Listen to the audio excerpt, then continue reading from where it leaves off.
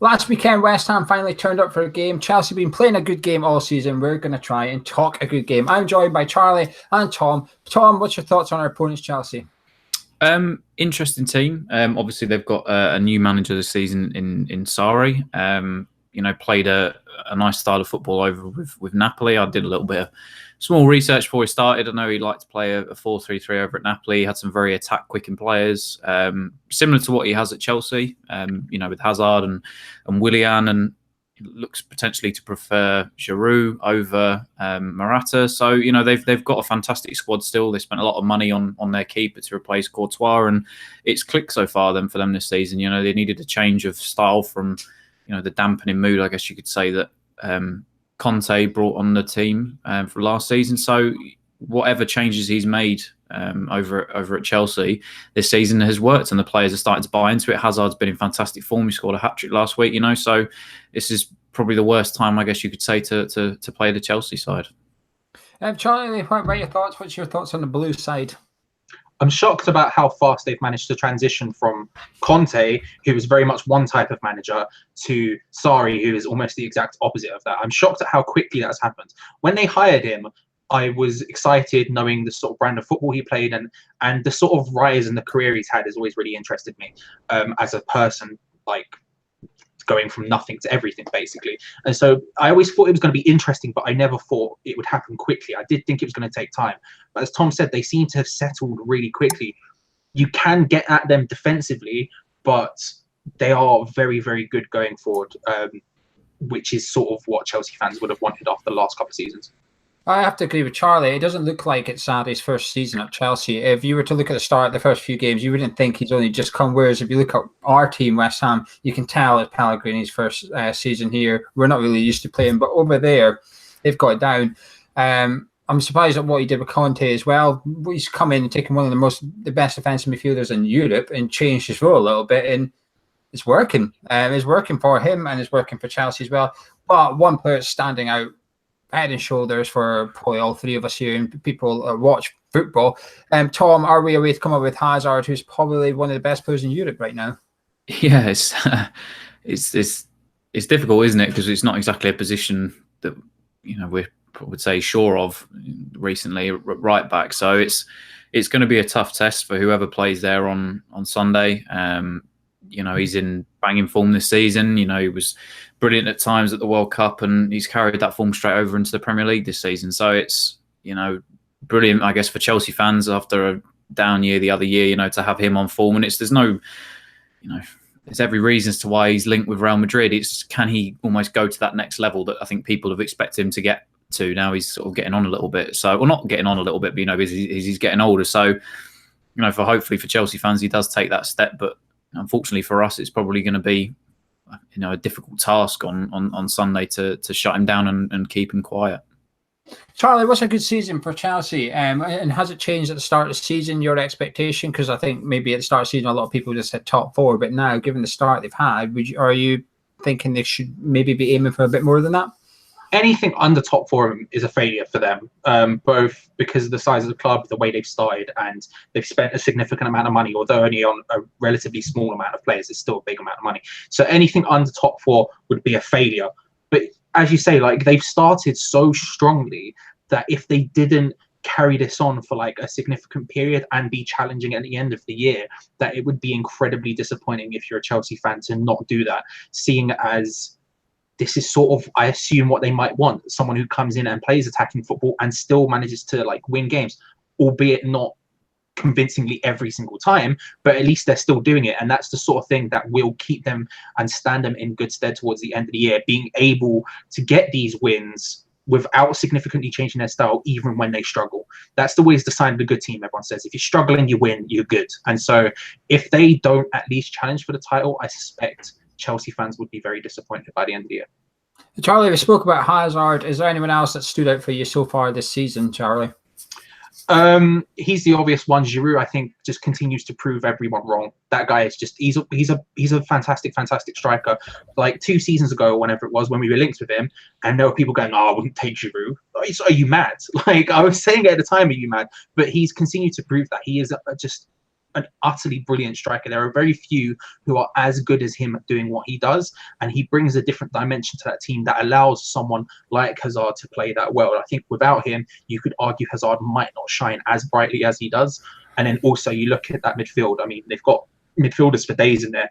Jorginho coming in was just, I think, one of the bigger reasons why they've adapted so quickly. The guy knew what he's doing, and he comes in and his pass stats are just through the roof. It's absolutely insane. He will run the midfield against us.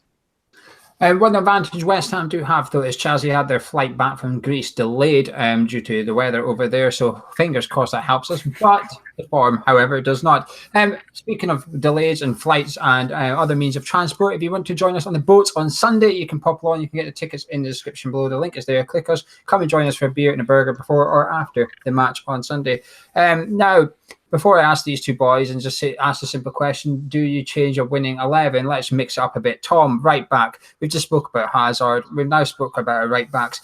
Are you going to go with the experienced but slow right back, or are we going to go for the inexperienced but fast right back? But either one of them has a weakness that Hazard could and possibly should exploit.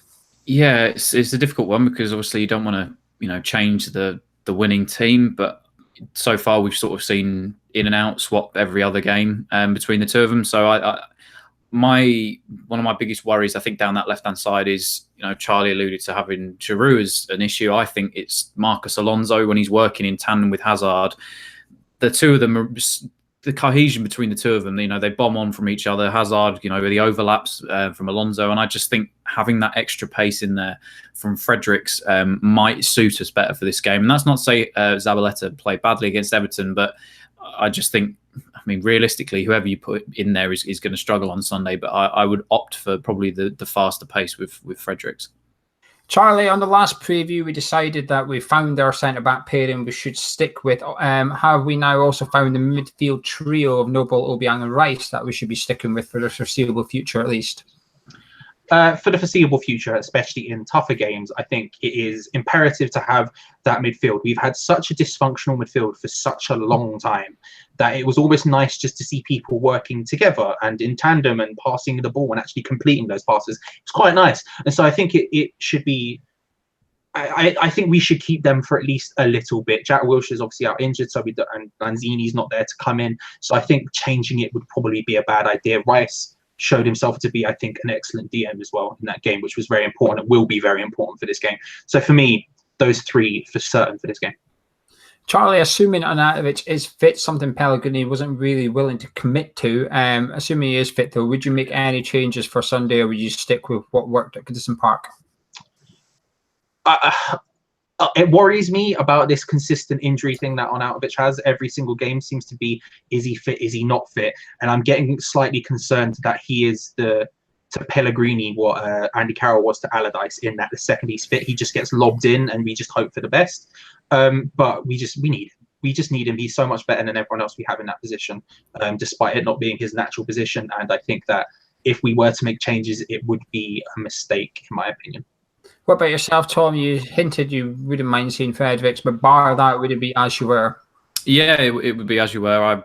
I hold my hands up. I said that I wanted an extra attacking player against Everton, but you were right, Gio. I'll give you that for wanting the extra man in midfield. And it worked really well. And I think Declan Rice, just in front of the back four, gives that extra security in there, and it allows Noble and Obiang to go forward if they want to. And I think Rice, when he's in that position, he's absolutely superb. His reading of the game for such a young player is unbelievable with his interceptions and everything. And I think if you're playing against a Chelsea team who we assume will obviously run that battle in midfield, you need to sort of counter that by having an extra man in there. So it would make sense to have the three there. Obviously, might struggle to play the high line, maybe play a bit more counter-attacking, I guess, on Sunday. But for me, I think that three has to stay, obviously, for the foreseeable future. And it's interesting, obviously, because we thought Sanchez might play, but if Rice is going to play that defensive midfield role, then obviously it doesn't, allow for Sanchez to be in there as well. So, no, I think Rice, Obiang and Noble again for me on Sunday. It's as you were for me. I think Zabaleta is the right back to have for this one. Why? Because I don't see Hazard as a type of player that sort of knock it past and run, which is the likes of Ryan Fraser and that do, which Zabaleta struggles. I often think Zabaleta does fine against likes of Hazard, where he uses his experience and he can sort of force Hazard onto his weaker foot, if you like. And while Hazard is good enough, obviously, I think Zabaleta might be okay. My concern is, as Tom says, Marcus Alonso, and that there's one player that does concern me a little bit for Sunday is Yarmolenko. Now, going forward, I think he's brilliant, but defensively, against Everton, I thought he got let off quite a lot because their left back had far too much room, far too often. And every time he had to put a tackle in, it looked like he'd rather just foul him and then actually win the ball. Now, I don't want to criticise Yarmolenko. He had a good game and stuff. I just think he's a way to come up against the best left back in the league. And it worries me that we're going to have him and Hazard up against our right back, whoever it is. And that leads me on to my Betway bet. And maybe before we get there, Charlie, has the win now taken the pressure completely off this game a little bit? Yeah, it has. Although we obviously need to continue to pick up results, but I think more the performance on top of the win helps that as well. If we had played badly but scraped a win, I think there would have still been this underlying discontent that we were experiencing beforehand. But the fact that we managed to actually play well at the same time, I think lends us a bit of confidence going into this game now. Hey, maybe we can scrape something. Maybe we can nick a point, 3 points, whatever it may be, but also means that we're not constantly looking ahead of ourselves at what everyone else is doing, because all of a sudden one win we're out of the relegation zone. So it's a much healthier situation mentally to be in. What's your realistic expectations for this, Tom? What are you looking forward to and what are you hoping to see? To be honest with you, I mean, I thought last season, obviously, beating Chelsea at home was a big turning point for us because, we got Arnautovic on a roll last year, and I think we got 2 good results against Chelsea last year. And I think, we've got that confidence, like Charlie said, we not only got the win, but we put in a performance to match it as well.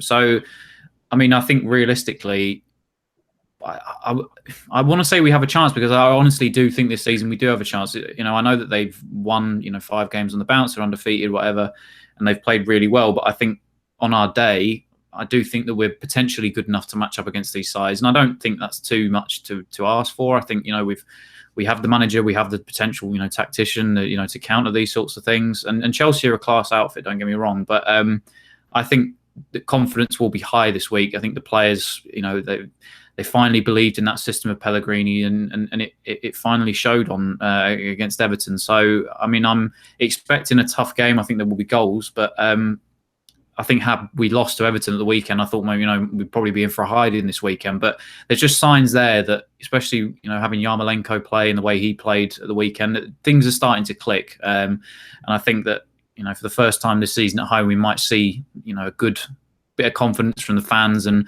the right atmosphere at London Stadium. Our Betway bet for this weekend, our Betway bet won last weekend. Actually, £225 went to charity, thanks to our winning bet. This weekend it's 11-1. The odds are much bigger. I'm going a little bit more optimistic for this one. I've done Yarmolenko be carded for reasons already. I think he's going to get booked. To be precise, I think he's going to get booked for pushing Alonso over because you can't track him back. I think there's going to be over 2.5 goals. The reason I've gone for that is just in case we don't score, or should I say, just in case Chelsea don't score and we give them a hiding. I've gone for 3 or more West Ham corners and 5 or more Chelsea corners. They've had the most corners in the league, if it helps. We are not getting much corners this season, actually. That's let the charity bet down a couple of times now. Us West Ham only having 2 corners. We only need 3. Surely we'll get 3 at home. So that's the Betway bet, 11-1. If you want to go on to Betway, go on to the game, etc. There's no links below because there's no affiliate account. We don't get any money of that. We're just trying to win money for Isla's fight against charity. So if it wins, 550 quid goes into the charity pot. Charlie, are you optimistic for this one? A lot more so than I was expecting. I was very, very down for Everton, but a lot of the signs were very positive, especially like you just mentioned Yarmolenko and his inability to deal with Digny. But I think for me, I was just happy to see him track back. And he did that well. He got back into position very well. And the whole team seemed to get back into position very well. A lot better than we have been. It wasn't as fast as I wanted it to be, but at least we were doing it. Whereas before we were so lethargically slow to walk backwards. It was insane. And so that's the sort of stuff that we're going to be really needing against Chelsea. That's the sort of stuff that's going to be super important. And so to see that against, admittedly, a lesser side in Everton, is giving me some sense of confidence that I don't. It feels almost weird to say it because of how the season's gone, but I don't feel like we're going to be complete pushovers once. Tom, you're slightly optimistic. It's fair to say, but how do we get something from the game? What does Pellegrini and West Ham have to do on Sunday? I mean, if you're in a perfect world, you shut down Hazard, Kante has a quiet game, and their back four's crap. But obviously, that's not going to happen because of to have all of those players playing bad on one day, is never really going to happen. So I think we've got to be smart about it. I think we saw what happened against Liverpool and Arsenal towards the end of the game when we were playing a higher line. So I think we have to be smart. Obviously, the back four are going to have to communicate. I think it's going to be tough for Balbuena, who maybe looked a little bit shaky at the weekend for his goal when he lost his marking with was it Sigurdsson for when he scored. So he's got a tough matchup against Giroud. Both centre backs are going to have their work cut out. Both full backs are going to have their work cut out. We've somehow got to win the midfield battle against Kante and Jorginho when they're pulling the strings. I think our best bet might be catching Chelsea on the break, counter-attacks. Anderson, I thought, was brilliant, and so was Yarmolenko at the weekend. Obviously, having on Arnautovic there is a big plus, but I think attacking at pace, cutting inside, getting our shots off, and probably just praying, just hoping for the best. But I think we've been a lot. I've been quite pessimistic myself for the first few weeks of the season, but I think, like we said, just there's signs there that things are starting to turn, and I think it's massively different when you have Snodgrass and you have Antonio on that right hand side. But as soon as Yarmolenko came into the squad, the ability to cut inside on his left foot and get shots away like that, to pass a move, to have that strength is just something we've not seen with the likes of Snodgrass and Antonio. Snodgrass a lot slower in his build-up and doesn't really cut inside and look to shoot like that, or Antonio bombs on down the wing and just knocks the ball in front of him. With Yarmolenko, there's a bit more quality, a bit more class about him. So I'm optimistic, but yeah, I think the best chance we've got of them is obviously probably going to have to be on the counter-attack and just finishing our chances when we get them. I'm somewhere between optimistic and relaxed. I'm really relaxed now. Now we've got the 3 points. I don't fear hiding. I don't think we're going to get smashed and put like that. I don't think that's going to happen. I'm reasonably optimistic. The one thing that I was pleased about Everton is we played a lot more narrow. There was no Anderson stuck out in the touchline. Just the other wide player, because Yarmolenko got his first start, so Antonio Snodgrass right out another touchline, 60 yards apart. We were a lot more tighter. The triangles were a lot tighter. The Arnautovic, Anderson, Yarmolenko triangle was tight. The Obiang, Noble and Rice triangle was tight. The Zabaleta, Rice and Obiang triangle was tight. There was the little pockets of like mini teams, if you like, across our pitch were working in cohesion. I don't blame Balbuena for the goal against Everton. If I was going to blame a centre-back, I'd blame Diop, because he came running out of the box to try and close someone down, and that completely opened up. But I remember playing Chelsea last year at the London Stadium when we won 1-0. We sat in our box for 90 minutes. But the thing is, Chelsea didn't know what to do. They kept getting Hazard at the edge of the 18-yarder, but there was nowhere for him to go. If he came in, he was shooting at a wall of bodies. If he went down the side and crossed it, it was getting headed away. Now, we might not have James Collins, but I do think Diop and Balbuena are both fantastic in the air. If they want to ping crosses in all day, I'll happily watch that, because I'm quite confident we'll be able to defend it. And that's what's Tom's right. It's counter-attacking football for me on Sunday. But this is why when we've got Anderson, Yarmolenko and Arnautovic in the team, you have 3 players capable of travelling with the ball. They might lose the ball, but they'll be able to take it from the halfway line up to the edge of Chelsea's box and get a throw-in or a free kick or something. We've also got Mark Noble, who's one of the most underrated players at winning free kicks in the Premier League. When he gets the ball, he's under pressure. He knows how to win a free kick. Things like that's important on Sunday. I'm a little bit optimistic. Mark Lawson is more than optimistic. He's gone from a 2-1 West Ham. Yeah, we're screwed. and he's going for West Ham to win. Charlie, are you agreeing with the Scouser, or are you not going that far? I mean, I'm at least being consistent and disagreeing with him, as I usually do. For me, I'm going to say it's going to be a 2-1 win for Chelsea, but I feel like we're actually going to show a positive performance. Like you said, I don't think we're going to get a hiding. I think we're actually going to step to them and look decent enough. And as long as we keep seeing those improvements, then I'm going to be happy. But I do think in this case, they're going to have too much for us, and I would go for a 2-1 win to Chelsea. Tom? Heart says win. The head's telling me something different. But do you know what? No, I've been pessimistic all season. I think we're going to have Chelsea's number on Sunday. And I'm not just saying that because I've not really predicted us to win a game this year. It's either been a draw or a loss. So I'm going to say 2-1 West Ham. I think we're just going to have enough for Chelsea. And maybe if Masuaku can turn into Messi again, we might have a better chance as well come weekend. Well, I'm going to agree with Charlie on this one. I'm going to go for Chelsea. But that's not being pessimistic. That's being realistic. And listen, as long as we have a battling display, as long as we play well, I can accept a 2-1 loss against a team with world-class players who are just better than us on paper. There's positives you can take from a defeat like that. So I'm going to go for 2-1 Chelsea as well. But anyway, let us know at home. Do you think we should keep an unchanged 11? Let us know in the comments below. Also, give us your score predictions. We're all going for 2-1 in some sort of variation. Bet we bet it's 11-1. Come join us on the board. So drop a like on the video if you enjoyed it. We'll be back straight after the game on Sunday doing the review. I can't go, so I'm grabbing 2 other people that can't go to the game. We'll be here talking about it, hopefully celebrating a 2-1 win like Tom has predicted. Subscribe if you're new to Hammers Chat. We'll see you in a bit.